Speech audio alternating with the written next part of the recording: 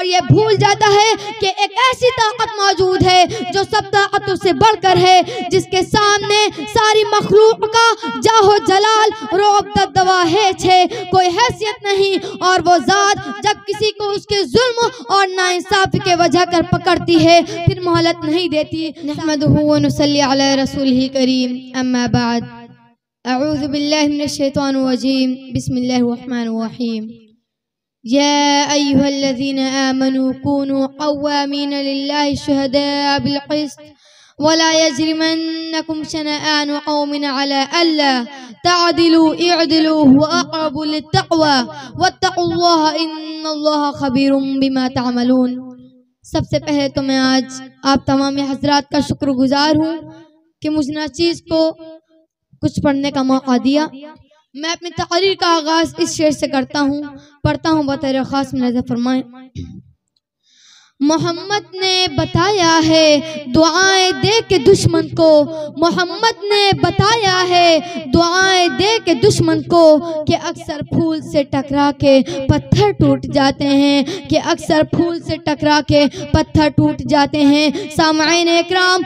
ابھی میں نے جو قرآن کریم کی آیت پڑھی ہے اس کا ترجمہ یہ ہے، اے ایمان والو، اللہ کے واسطے انصاف کی گواہی دینے کے لیے کھڑے ہو جاؤ، اور کسی قوم کی دشمنی کے باعث انصاف کو ہرگز نہ چھوڑو، انصاف کرو، یہی بات تقویٰ کے زیادہ نزدیک ہے، اور اللہ سے ڈرتے رہو، جو کچھ تم کرتے ہو بے شک اللہ اس سے خبردار ہے۔ سامعین اکرام، کسی بھی معاشرے، کسی بھی مملکت، کسی بھی سلطنت اور کسی بھی حکمراں کے اقتدار کی بقا کے لیے جو چیز لازم اور ضروری ہے وہ عدل و انصاف ہے۔ عدل و انصاف اگر کسی معاشرے، کسی مملکت، کسی سلطنت سے اٹھ جائے یا کسی حکمراں کے اقتدار سے عدل و انصاف ختم ہو جائے، پھر نہ وہ معاشرہ باقی رہ سکتا ہے، نہ وہ سلطنت باقی رہ سکتی ہے، نہ وہ حکمراں کی حکمرانی اور اقتدار باقی رہ سکتی ہے۔ آج ہمارے معاشرے میں انفرادی اور اجتماعی سطح پر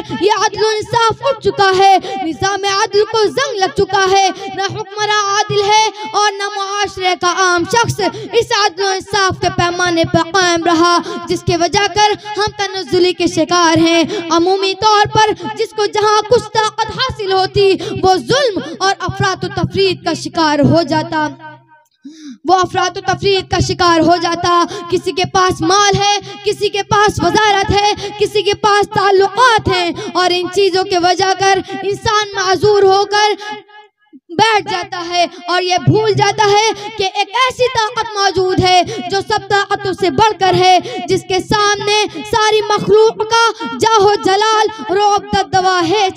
کوئی حیثیت نہیں، اور وہ ذات جب کسی کو اس کے ظلم اور ناانصافی کے وجہ کر پکڑتی ہے پھر مہلت نہیں دیتی۔ سامعین اکرام، حضرت عمر بن خطاب رضی اللہ تعالیٰ عنہ کا عدل و انصاف اسلامی تاریخ میں ایک مستقل باب اور مستقل پہلو ہے، جن کے یہاں امیر و غریب، آقا و غلام، دوست و دشمن عدل کے ترازو میں برابر رہتے تھے۔ آپ حضرت عمر بن خطاب رضی اللہ تعالیٰ عنہ کے دور خلافت میں مدینہ منورہ میں زلزلہ آیا،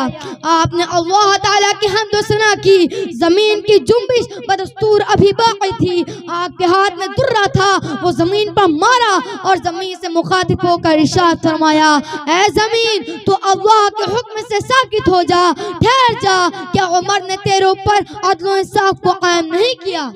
بس یہ کہنا تھا کہ زمین ساکت ہو گئی، زلزلہ ٹھہر گیا۔ یہ ہے عدل و انصاف کی برکت جس کا حکم دیا گیا ہے۔ وقت کی قلت کی وجہ کر میں اپنی تقریر اس شعر پہ ختم کرتا ہوں۔ نبی کا اسوہ حسنہ تجھے یہ درس دیتا ہے، نبی کا اسوہ حسنہ ہمیں یہ درس دیتا ہے کہ تیری زندگی قرآن کی تفسیر بن جائے، کہ تیری زندگی قرآن کی تفسیر بن جائے۔ وما علینا الا البلاغ۔ السلام علیکم ورحمۃ اللہ وبرکاتہ۔